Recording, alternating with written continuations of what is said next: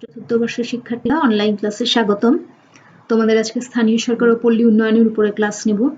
আজকে নতুন একটি অধ্যায় সম্পর্কে তোমাদের আলোচনাটা শুরু করব, বিকেন্দ্রীকরণ এবং সামাজিক পরিবর্তন। আজকে বিকেন্দ্রীকরণের উপরে দুটো টপিক নিয়ে আলোচনা করব। তাহলে মূল আলোচনায় চলে যাই আমরা।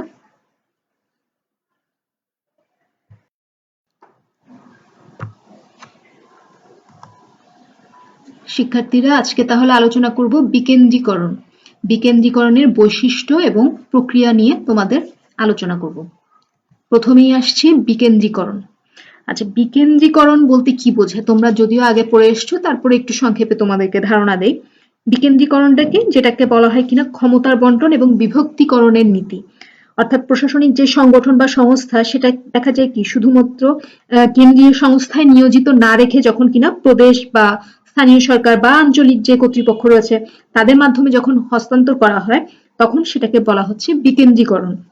মূলত সংবিধান এবং সংসদীয় আইনের মাধ্যমে দেখা যায় বিকেন্দ্রীকরণ ব্যবস্থায় কিন্তু ক্ষমতাটা বিভাজিত হয়ে থাকে।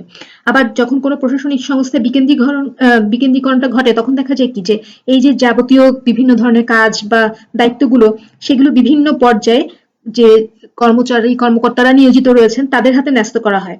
এবং এক্ষেত্রে দেখা যায় কি সাধারণত গুরুত্বপূর্ণ যে বিষয়গুলো সেগুলো পরিচালনার দায়িত্ব বা ক্ষমতাটা থাকে হচ্ছে কেন্দ্রের হাতে, এবং অপেক্ষাকৃত যে কম গুরুত্বপূর্ণ যে বিষয়গুলো থাকে সেগুলো মূলত আঞ্চলিক বা স্থানীয় বা প্রাদেশিক যে সংস্থা বা সরকার থাকে তার হাতে কিন্তু অর্পণ করা হয়।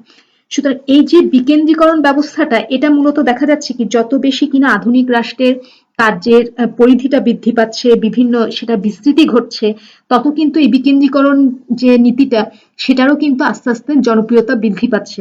আগে দেখা যেত কি শুধুমাত্র এক কেন্দ্র থেকেই সমস্ত কাজগুলোকে পরিচালনা করা হতো, নিয়ন্ত্রণ করা হতো, কিন্তু এখন কিন্তু আর সেটা সম্ভব নয়। কেননা প্রত্যেকটি ক্ষেত্রেই যত রাষ্ট্র আধুনিক হচ্ছে তার কাজের পরিধি বাড়ার সাথে সাথে জটিলতা বাড়ছে।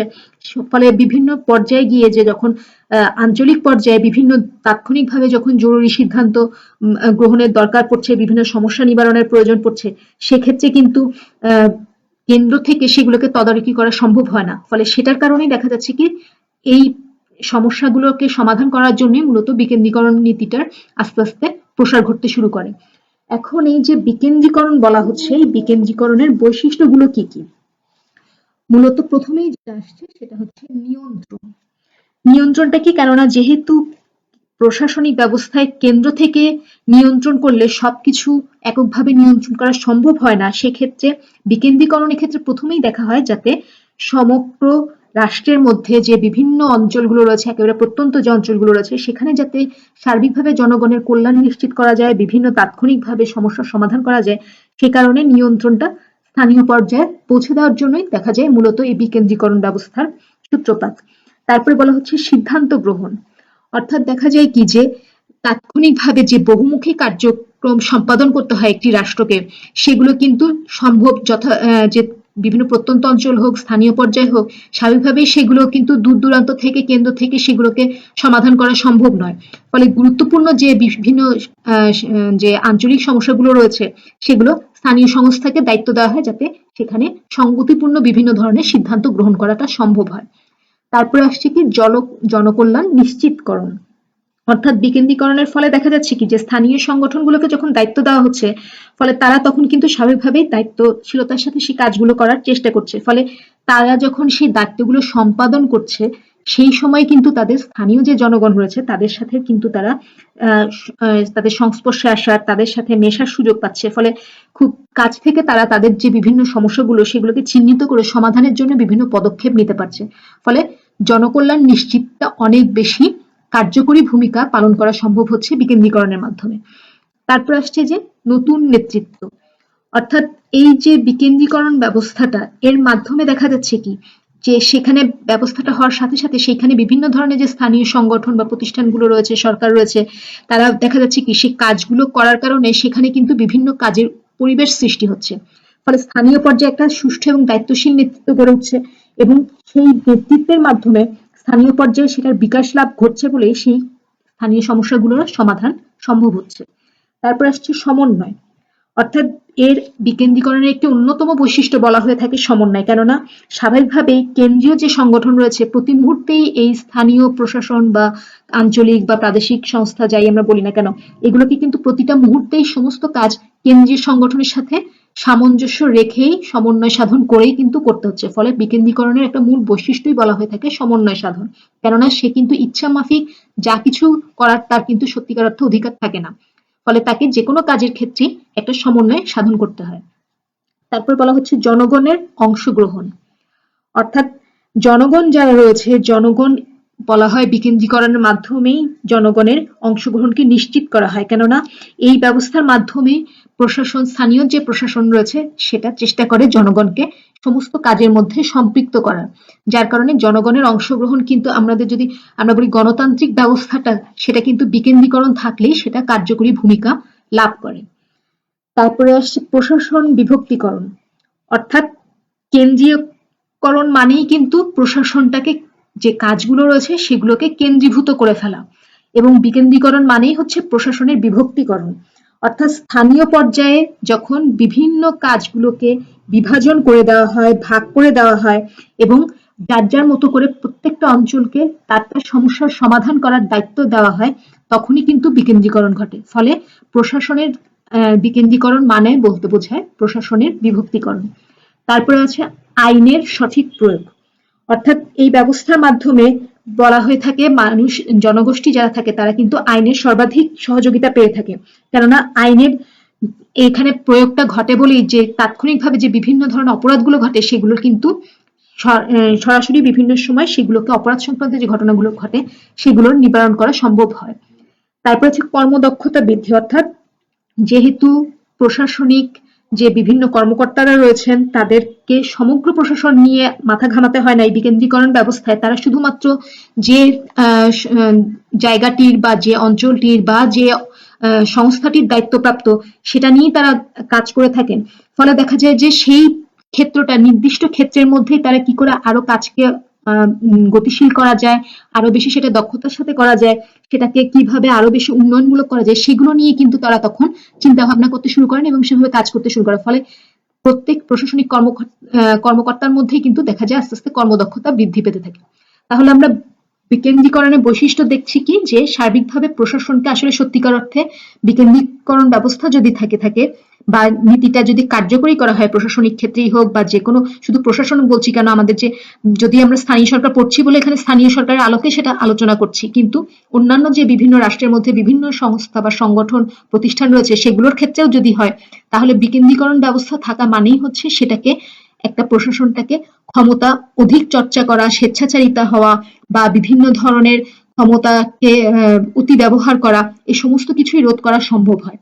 ফলে এটার মূল বৈশিষ্ট্যই হচ্ছে সবকিছুকে নিয়ন্ত্রিত এবং গতিশীল অবস্থায় প্রত্যেকের যার যার অবস্থানে থেকে সঠিকভাবে কাজ সম্পাদন করার এবং একের সাথে আরেকজনের পারস্পরিক সহযোগিতা এবং সমন্বয় রক্ষা করে কাজগুলোকে সম্পাদন করার একটা গুরুত্বপূর্ণ মাধ্যম হচ্ছে বিকেন্দ্রীকরণ।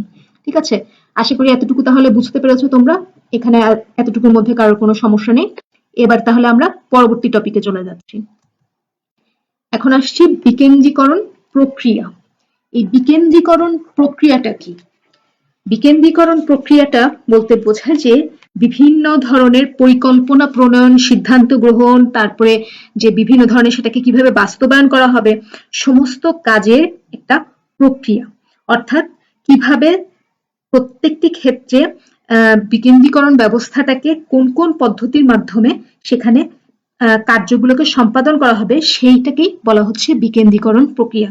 এবং এই প্রক্রিয়ার ক্ষেত্রে চারটি প্রধান ধারা বা প্রক্রিয়া লক্ষ্য করা যায়। তার মধ্যে প্রথম যেটা, সেটাই হচ্ছে বিপুঞ্জীভূতকরণ, বা ইংরেজিতে যদি বলা হয় তাহলে ডিকনসেন্ট্রেশন। এই বিপুঞ্জীভূতকরণটা কি? মূলত ক্ষমতা বা যে কর্তৃত্ব সেটা এই প্রক্রিয়ার মাধ্যমে যখন কেন্দ্রীয় সরকারের প্রশাসনের একদম নিম্ন পর্যায়ে ক্ষমতা হস্তান্তর করে, কিন্তু সিদ্ধান্ত গ্রহণের ক্ষেত্রে কিছুটা নিয়ন্ত্রণ নিজের হাতে রেখে দেয়, সেটাকেই বলা হচ্ছে বিপুঞ্জীভূতকরণ। ঠিক আছে, অর্থাৎ এই প্রক্রিয়ার মাধ্যমে দেখা যায় যে একটা সমগ্র দেশটাকে কয়েকটা প্রশাসনিক এককে বিভক্ত করে প্রত্যেকটা এককে নির্দিষ্ট পরিমাণ কিছু ক্ষমতা বা কর্তৃত্ব দেওয়া হয়, এবং কেন্দ্রীয় সরকারের অধীনে থেকেই দেখা যায় যে স্থানীয় সরকার সেই ক্ষমতা এবং যে দায়িত্বটা দেওয়া হয় সেটা কিন্তু চর্চা করে থাকে। এই যে বিপুঞ্জীভূতকরণ সেটা কিন্তু মূলত বলা হয়ে থাকে প্রশাসনিক বিকেন্দ্রীকরণের আওতাভুক্ত, এবং এর মাধ্যমে সরকারের যে নীতি বা সিদ্ধান্তগুলো রয়েছে সেই অনুসারে স্থানীয় সরকার বিভিন্ন কাজ সম্পাদন করে থাকে। ঠিক আছে, এবং এই নীতির মাধ্যমে যে কাজগুলো সম্পাদিত হয় সেইগুলো করতে গিয়ে দেখা যায় কি সার্বিকভাবে যে কাজগুলো সম্পাদন করতে গিয়ে যে সমস্যাগুলো হয় বা যে ধরনের বাধা আসে, সেক্ষেত্রে দেখা যায় স্থানীয় সরকার সরাসরি কেন্দ্রীয় যে সরকারটা রয়েছে বা কেন্দ্রীয় সংগঠন রয়েছে তাদের সাথে বিভিন্নভাবে প্রত্যেকটা কাজেরই সমন্বয় সাধন করে কাজগুলোকে সম্পাদন করার চেষ্টা করে। এবং এই নীতির মাধ্যমে দেখা যায় কি এই সম্পূর্ণভাবেই কেন্দ্রীয় সরকার কিন্তু তার নিয়ন্ত্রণটাকে বিভিন্ন কাজের ক্ষেত্রে নিয়ন্ত্রণটাকে কিন্তু সম্পূর্ণভাবেই নিজের অধীনে রেখে দেয়। এবং এই কেন্দ্রীয় প্রশাসন কতগুলো ভাগ করে যে কাজগুলো করে সেটাকে বিভিন্ন ধরনের এলাকা ভিত্তিক বা আমরা যদি বলি যে আঞ্চলিক সীমার মধ্যে রেখে কাজগুলো কিন্তু সম্পাদন করতে হয়।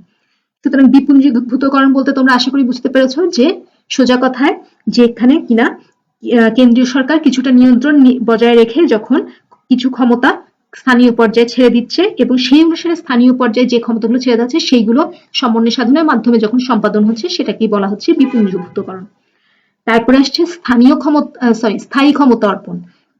স্থায়ী ক্ষমতা অর্পণটা বলতে কি বোঝাচ্ছে যে আনুষ্ঠানিকভাবে যখন গঠিত স্থানীয় যে কর্তৃপক্ষ রয়েছে তাদের হাতে যখন ক্ষমতাকে হস্তান্তর করা হচ্ছে তখন সেটাকে বলা হচ্ছে স্থায়ী ক্ষমতা অর্পণ। অর্থাৎ যে আইনসম্মত বা সাংবিধানিক প্রক্রিয়া যখন স্থানীয় যে বিভিন্ন কর্তৃপক্ষ রয়েছে তাদের হাতে যখন ক্ষমতাটাকে হস্তান্তর করা হয় তখনই সেটাকে বলা হচ্ছে স্থায়ী ক্ষমতা অর্পণ।